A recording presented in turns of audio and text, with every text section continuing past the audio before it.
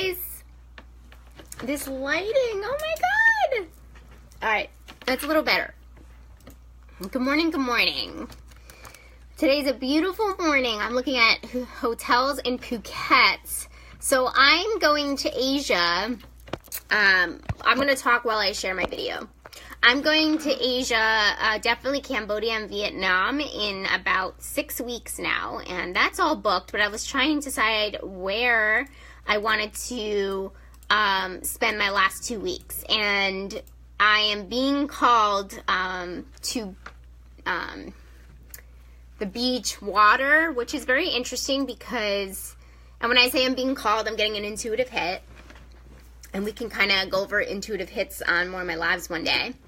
And just sharing it to my pages. I'm trying to multitask, guys.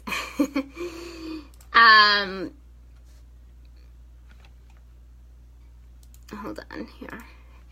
And I'm being called, I have an intuitive hit to be by beach water. So I ultimately decided on Phuket, Thailand. I went to Thailand 4 years ago, or 3 years ago.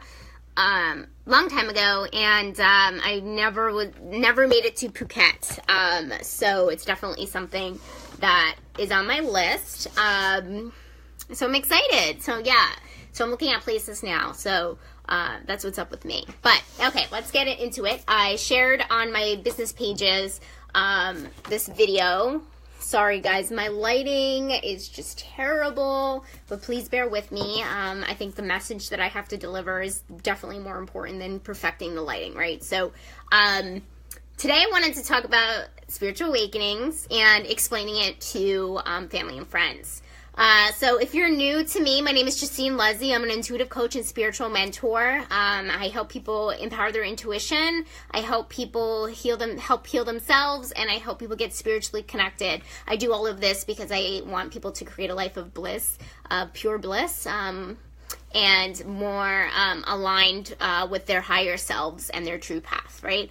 So, you know, this is all for a purpose, right? So, and this is my purpose. So, yeah, so that's great. And I'm also, I'm an empath. I'm actually an intuitive empath. So I know what it's like to feel everything so deeply as a sponge, right?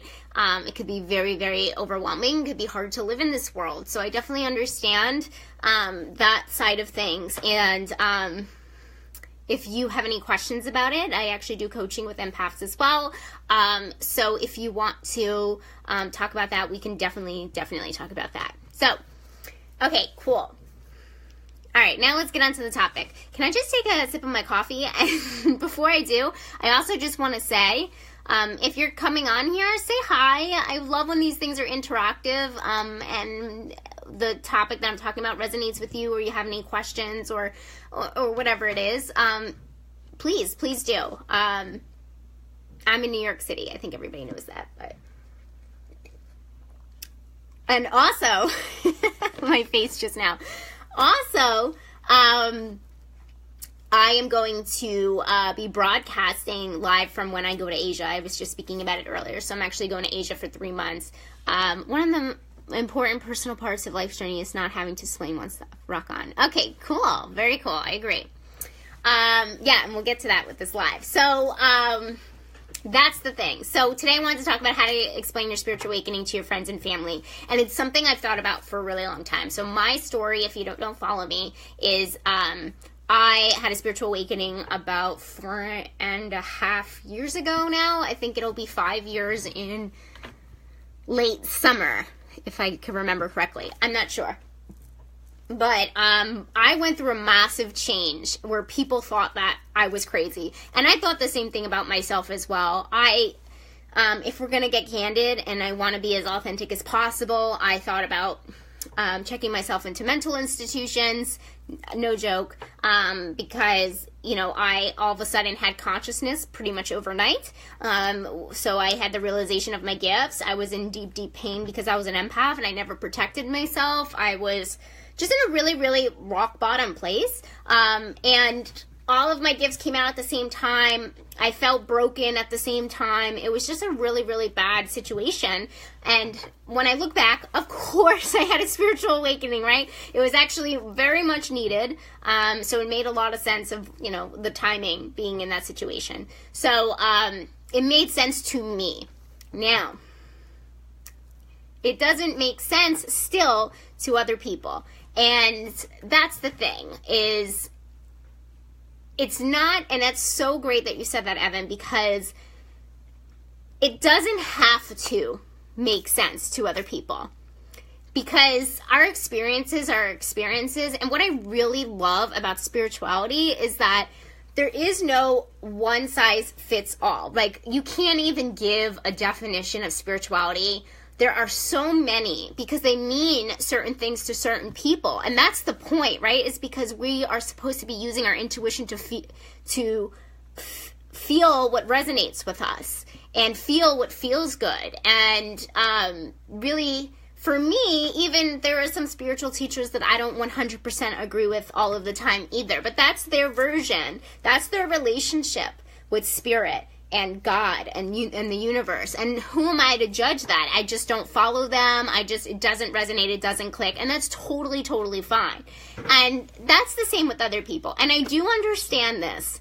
And let me just tell you, it feels very, very lonely when you are going through a spiritual awakening and the people that you have surrounded yourself with are not going through the same thing. And it's very, very painful to have to separate yourself from those people at that time. But you have to, because at that point, when you're having a spiritual awakening, you are on a different vibration energetically. And that's just what really happens if you look at it in the grand scheme of things. And it doesn't mean that you're better than other people.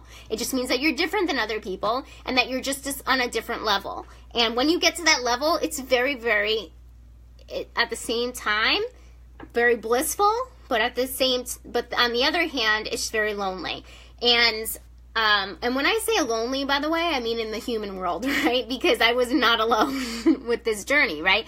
But it can be, even with that sentence that I just said, it's crazy, and you just feel very removed from society, and you feel very backed in a corner, and the things that gave you joy don't give you joy anymore, and you just go through a huge transformation, and these people are like, what the hell happened to you? And then you can't even explain what happened to you. So that's the thing, and it's like very it's very, very hard. And I'm just here to tell you that I understand. I get it. And I feel you. I send light and love to you if you're going through it right now.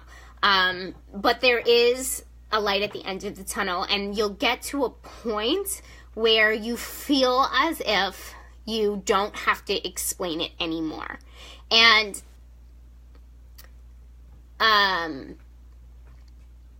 sorry, I'm getting text. Hold on. Sorry, I got a little distracted.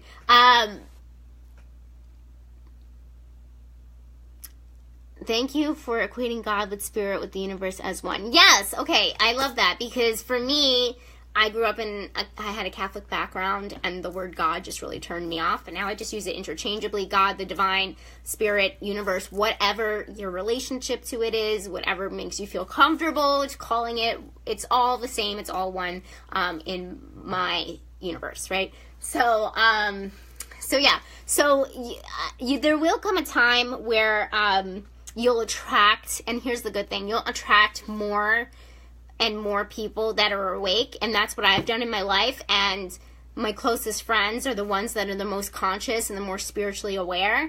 And I did that, right? And that comes back to the law of attraction and what energy I'm responsible for, the energy I put out there. So I put that out, and then that attracts people in. So I really have a great life where I don't really necessarily feel alone, but I do feel like I don't fit in a lot of places. And that's okay, right? Because we're not here to fit in. We're here to be conscious. We're here to learn lessons. We're here to love each other. It doesn't matter if you fit in or not. And that's like the bottom line with it. For me, what I've tried to do over the last 4 or 5 years is I've tried to sit down and explain to people Sometimes like I get like this wave of like shame or embarrassment because I just know that they won't understand. But that's alleviating as the years go on because I'm really learning to step into my true self. I have gifts. I felt like for my whole life, and I think a lot of people feel like this when they have a spiritual awakening, correct me if I'm wrong, is that they've been living a life that was actually a character, right? And that's how I feel. People are like, oh, wow, you changed. But for me, I'm just remembering or returning. I'm going to repeat that. A lot of people may say that you change, but it's really a remembering or a return because you're really coming back to your higher self. Instead of living this character like in a video game or something, which is how I felt when I was having my spiritual awakening. I was like, who the hell is this girl for 27 years? That's how I kind of felt. So it's very interesting how you kind of look back at your life. And for me, my life didn't really start until after the spiritual awakening, after the consciousness. But, and it's really hard to explain that to people, right? To say like, the person you thought that you knew and loved, that was not the right person. Like, that was a false reality. And it's hard for people to really understand that. But if they can't understand that, there's no way of making other people really accept and understand you. So that's the thing, too. So people are only on the level of consciousness that they are able to comprehend, right? So they can only comprehend as much as they can comprehend, right? Because that's their level. So they won't really kind of understand it. Sorry, I talk with my hands a lot, but I'm like super into this because I think a lot of people think it's like, and I used to think it was too, a spiritual awakening is like this curse, which it's like, oh my God, I feel so alone. I remember, thank God for Facebook groups, right? Because without Facebook groups, I would have never connected with like-minded people, and maybe I would have checked myself into a mental institution or whatever I was thinking.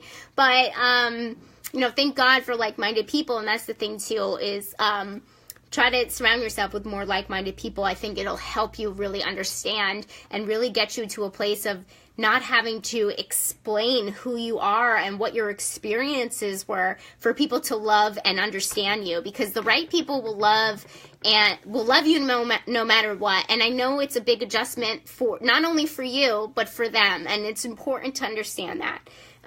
So, I mean, open communication is great, but also having the idea of not really caring if other people understand it or not. It's hard to explain. It's your personal relationship with spirit. It's your personal experience that they could never actually get into your shoes to experience.